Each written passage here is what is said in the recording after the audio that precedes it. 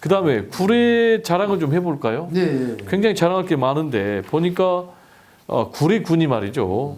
국회 미래연구원이 선정한 대한민국 10대 행복도시 또 그리고 행정안전부가 선정한 가장 살기 좋은 도시에 선정이 됐는데 이게 사실입니까? 이번에 그 평가 지표 중에서 네. 우리가 우수한 지표를 받았던 것이 건강, 그냥 자연 환경, 그다음에 안전, 그다음에 또 여가 생활에 좋다. 네. 그다음에 이제 삶의 만족도 네. 이런 6개 지표에서 최우수 등급을 받았어요. 아, 최우수. 예. 그래가지고 저희가 행복도시로 선정이 됐는데 우리 구례는 아까 말씀드린 것처럼 지리산이라는 것을 굉장히 큰 산이지 않습니까? 네. 거기에 각 계곡마다 뭐가 장점이냐면 음이온하고 피톤치드가 제일 많이 생성돼요. 네. 거기에. 네. 그래서 많은 사람들이 구례를 찾게 되고 네. 휴양차, 힐링차 네. 많이 오고 있습니다. 그래서 이런 것 때문에 저희가 이제 행복도시 됐는데 우리가 장수 지표를 보면은 장수 지표가 얼마나 나왔어요? 2위, 전국의 2위. 전국의 2위. 2위. 1위는 어디죠? 아마 1위가 1위는 이제 빼고 네, 구례밖에 빼고 모른다. 1위가 순창? 네. 그리고 암 발병률도 광주 정남에서는 우리가 최고 낮아요. 아, 그렇군요. 이런 거에서 평가 지표가 삶에 가장 좋은 도시가 내가 살아보고 싶은 곳인가 이게 행복 도시가 어디냐 이거 평가가 달라요. 그러니까 구례 가면은 우리는 장수하는군요. 아니 뭐 자연 경관 좋지, 인심 좋지, 뭐 오래 살 수밖에 없네요. 그래서 사람들이 구례를 꼭 한번 가서 살아보고 싶다 이 표현을 다 합니다. 그러네요. 뭐 살지는 못하더라도 놀러는 가야 되겠네. 자, 그리고 구례가 이렇게 자연 환경만 좋은 게 아니라 공직자도 굉장히 높은 평가를 받았어요. 보니까 청렴도 2019년도에는 4등급에서 2등급으로 수직 상승했는데 지금 전국의 자치단체 중에 1등급은 받은 데는 없다며요. 1등급은 없어요. 그러면 2등급이 지금 가장 높은 건데 높은 단계죠. 그러면 이렇게 구례군의 청렴도가 군수님 들어서 꽁충 올라간 거예요? 근데 이제 이 평가 자체는 네. 우리 국민들 또 국민들이 그 지방 행정을 평가하는 것이잖아요. 네, 그래서 네. 이제 우리 저뿐만 아니고 이 공직자들이 정말 소천해서 했어요. 작년 수해 났을 때 엄청난 그런 거취를 겪었죠. 그리고 또 뭐 코로나 정부에 따라서 우리 구례는 거의 안 나오는 형편이 됐었고, 네. 이제 그러면서 각종 평가 지표가 있는데 여기에 각종 뭐 부정 부패 뭐 비리 이런 거 한 건도 없이 다 한 건도 없어요. 그러니까 이 정부에서 국민들이 봤을 때 혁신 평가 중에서 구례가 정말 청렴도가 있는 마을이구나, 있는 네. 도시구나 해서 많이 준 것 같아요, 점수를. 네. 저는 그래서 이 청렴도 평가는 어느 평가보다도 더 중요하다고 중요하죠. 봅니다. 네, 제일 이제 물론 올해 이제 어떻게 평가를 또 받을지 모르겠습니다만 이 청렴 평가를 최상위를 유지하더라도 네. 공무원들 가장 청렴해야 될 것이고요. 또 지역 주민들에 대한 그런 여러 가지 소통. 저는 이 행정을 네. 저는 공개 행정을 했습니다. 네. 제가 취임하자마자 가장 중요했던 것이 마을 방문 대화를 했거든요. 네. 그 다음에 장터 대화.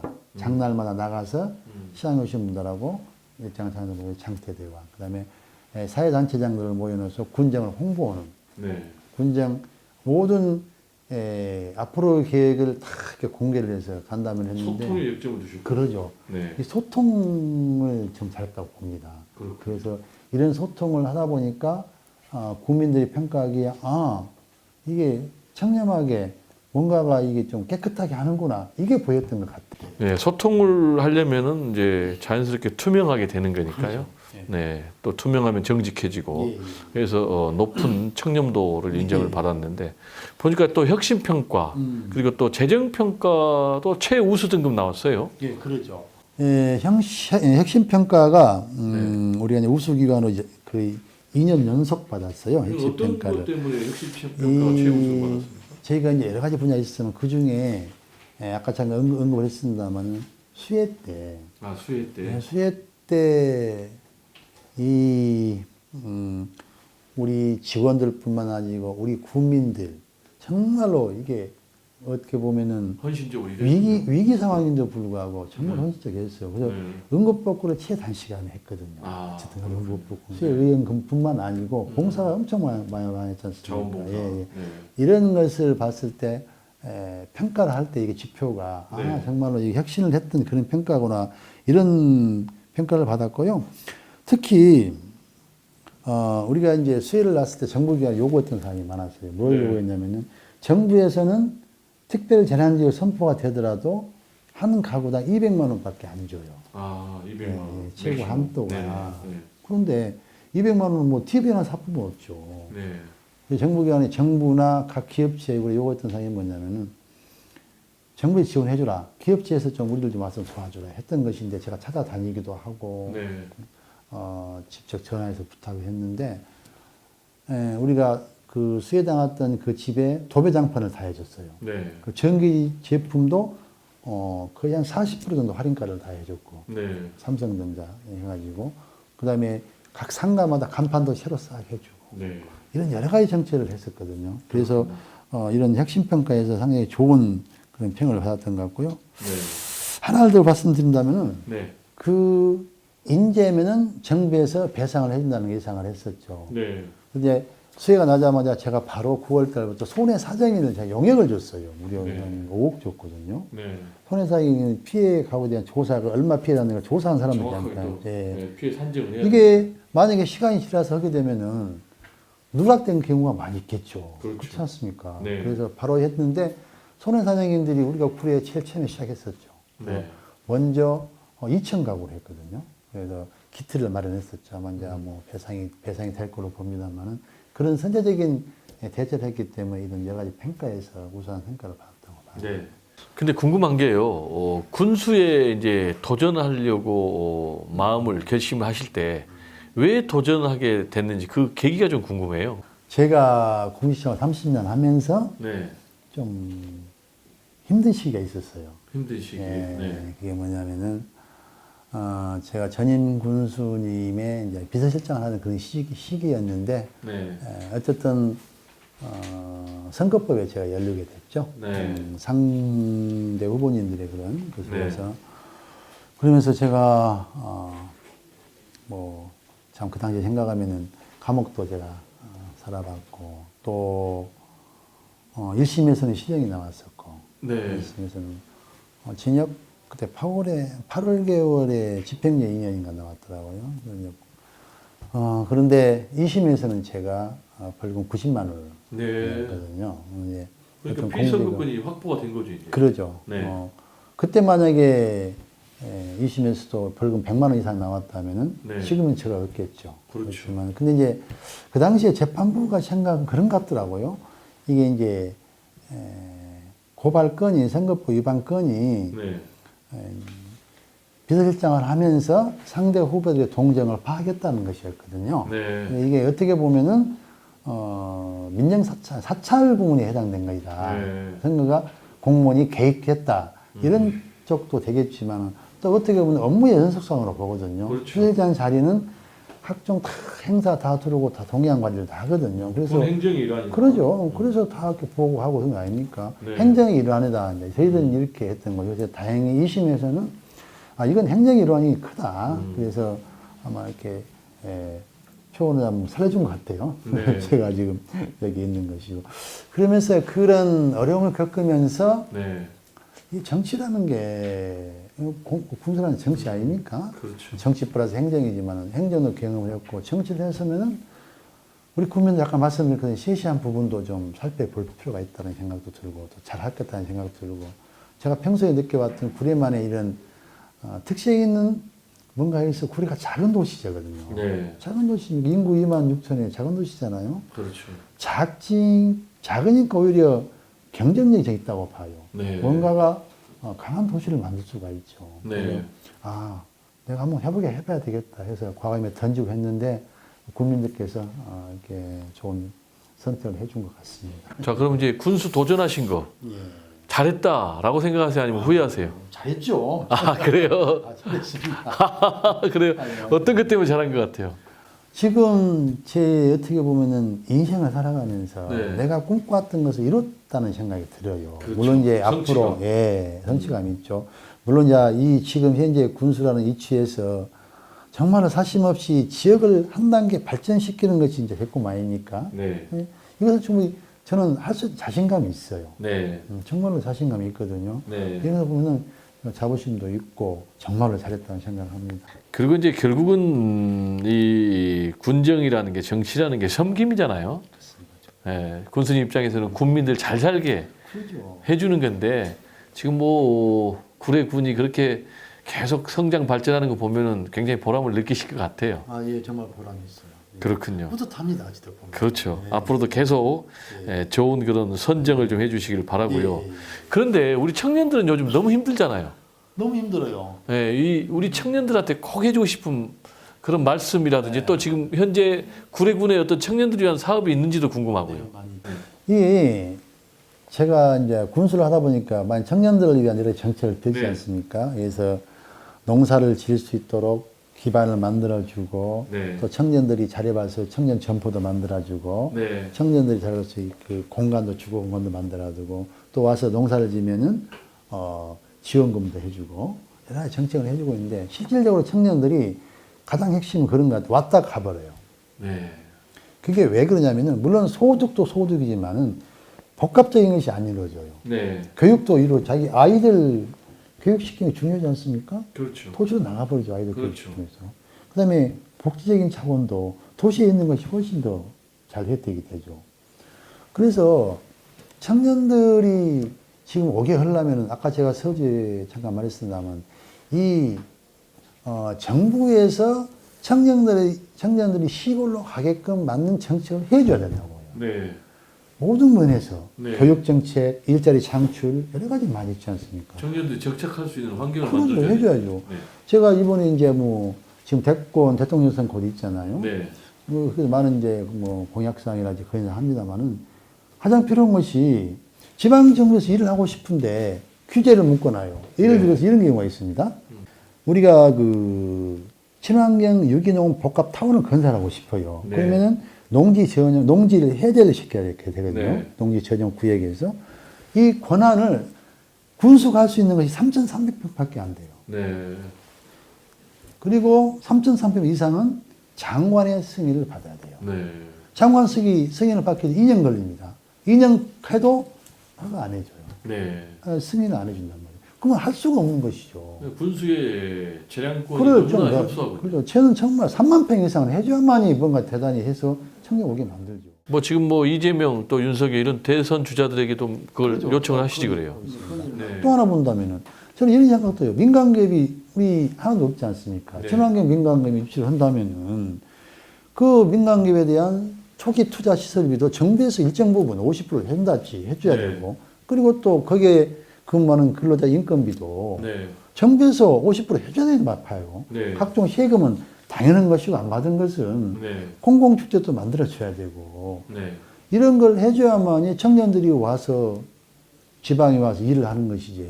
지금 대도시가 다 집중화됐지 않습니까? 51%가 대도시잖아요. 이게 네. 말이 됩니까? 네. 이런 것을 과감하게 규제 풀어지고 주고 권한도 단체장한테 줘야 돼요. 단체장들을 잘못하면 주민 소환제 당하고 그럽니다. 그렇죠. 다 평가 안 되잖아요. 네네. 누가 다 책임성 있게 합니다.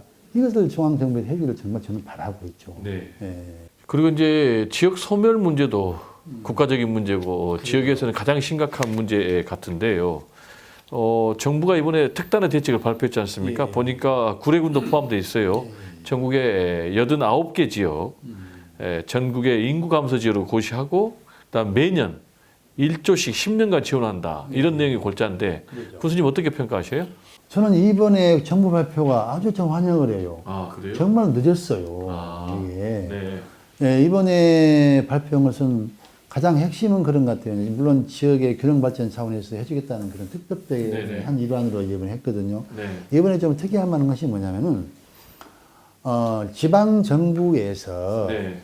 인구 활력 계획을 세웁니다. 네. 이게 이제 지금 인구 어떻게 보면 감소 대책이에요. 증가 대책이 아니라 감소를 갖다가 줄이는 대책이거든요. 네. 대도시에 있는 인구를 지방으로 오는 이런 정책인데 그래서 이것은 이번에 기본 방향은 지방 정부가 예산 계획을 세워서 중앙부처로 건의를 하면은 네. 중앙부처 심의를 통해서 지방으로 재정을 주는 이런 지금 상향식. 그 사업이 채택이 돼야 되겠죠. 그러죠. 네. 그래서 저희들도 지금 이번에 전문가를 통해서 용역을 좀 맡겨놓고 있습니다만은 그것이 각 전국 지자체마다 굉장히 환영할 겁니다. 전부 다. 왜냐하면 이것은 지역마다 지금 굉장히 큰 사업이니까. 혹시 그러면 이제 구례군이 준비 또는 뭐 계획하고 있는 그런 사업의 구상이 있습니까?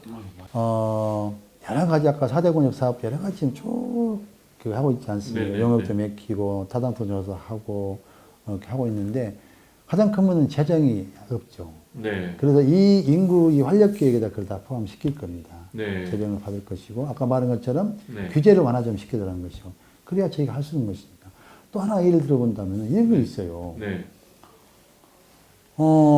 지금 앞으로 그 학교 있잖아요. 학교, 초등학교, 네. 면 단위에 우리 구례만 보더라도 면 단위 학교가 한 학교에가 40명이 평균 40명이에요. 한 학년 10명이 안 돼요. 학교가. 예, 학생 수가. 그러니까 제가 초등학교 다닐 때는 우리 한 학년 65명이. 그러죠. 그때 500명, 1000명 아니었습니까? 1학년 6학년에 40명이 안 돼요. 네. 그러면 저는 이것이 앞으로는 통폐합 정책으로 가겠죠. 네. 안 그렇습니까? 그렇죠. 그러면은 제가 원하는 것은 뭐냐면 정부에서 이 폐교를 갖다가 지방 정부에다가 관리 이관을 시켜주면은 지방 정부에서는 그것을 교육에 맞는 이 정책을 펼쳐서 하겠다는 거죠. 예를 들어 현행 법에는 폐교 관리권이 지방자치단체에 없습니까? 네, 없어요. 교육부가 직접 하도록 돼 있어요. 교육부가 직접 해요. 아, 교육부가 이번에 지난번 9월 달에죠. 시도 교육감 회의를 하면서 네. 폐교를 갖다가 수의계약으로 팔겠다. 이게 통과가 된 거예요. 네. 근데 물론 우리 지방에서 살 수는 있어요. 네. 살 수는 있는데 예산이 많이 들어가지 않습니까? 몇십억 들어가거든요. 아, 그렇군요. 그것도 사서 또 리모델링 해야 되고. 그러니까 이 학교 용지가 대한민국에서 봤을 때, 정부에서 봤을 때는 이 돈이 교육부가 있든 행정부가 있든 네. 뭔 상관이 있어요. 활용만 하면 되는 소유권은 거지. 교육부가 갖든지. 그러죠. 네, 이 정책을 우리한테 관리견 해주라는 것이죠. 네. 그럼 우리가 가서 이것을 교육적으로 평생교육을 한달지 그렇죠. 아니면 대도시에 있는 학생들을 여기 와서 뭐 한 학년 보내기 할 때 기거시설을 만든달지 네. 이런 여러 가지 교육을 할 수 있단 말입니다. 네. 이것을 안 해주고 일반인한테 매각을 해본 경우가 우리 구례가 두 건 있었어요. 네. 일반인들이 그걸 사가지고 지금 10년 됐는데 아무것도 않고 방치해두고 있어요. 그렇군요. 이거 우범지역이죠. 네. 이거 정말 참 그 양반들은 투기의 목적이 있는 것도 저는 봅니다. 네. 그래서 안 되죠. 그렇군요. 지방 유치면 좋겠네. 이거 법을 좀 이런 걸 바뀌어줘야만이 네. 그래야 청년들이 살 수 있는 정책이 되는 거죠. 자, 이제 내년에 선거 일정을 좀 보면요. 3월 9일이 대선 치러지지 않습니까? 그리고 지방선거는 6월 1일이죠. 그럼 뭐 대략 대선 석 달 뒤에 지방선거가 치러집니까? 구례 군수 선거도 치러질 텐데 그러죠. 다시 출마하실 거예요? 당연하죠. 왜 출마하실 거예요 또? 저는 그래요. 네. 제가 이제 뭐 공무원도 30년 했습니다만은 네. 이 지금 취임을 해서 지금 3년 한 반 돼 가는데 네. 취임해서 한 2년 동안은 제가 전임 군수님이 펼쳐놓은 정책에 대한 군비 매칭이 다 들어가 버립니다. 아, 그렇군요. 다른 데로 내가 구상했던 걸 쓸 수가 없어요. 아, 그래서 이제 군수님의 구상을 펼칠 수 예, 있네요. 3년 차가 이제 지금 3년 차, 4년 차 네. 되고 있는데 3년 차부터 아까 말씀드린 것처럼 각종 내만의 정책에 대한 것을 이제 타당성 조사를 할지 전문가 용역을 맺혀서 다 지금 하고 있는 거거든요. 그래서 네. 해서 일부는 지금 사업에 투자했는데 이거 아까 말씀드린 것처럼 4년 5년 간다 했으니까 네. 이 정책을 이어줘야죠. 네. 저는 제 정책은 이겁니다. 구례의 자연이 좋기 때문에 자연을 활용한 체류형 와서 1박 2일, 2박 3일 체류를 해서 가겠다는 이 관광 정책, 이 정책을 제가 가장 주안점이거든요. 네. 그러면은 3, 4년 동안 그걸 해야 이제 중간에 만에 하나 이제 잘못된다거나 당선이 안 되면은 한번도 물거품이 되는 것이죠. 네. 저는 이게 그래서 꼭 뭐 욕심보다는 지역을 발전시키기 위해서는 한 번 더 재선 도전해서 네.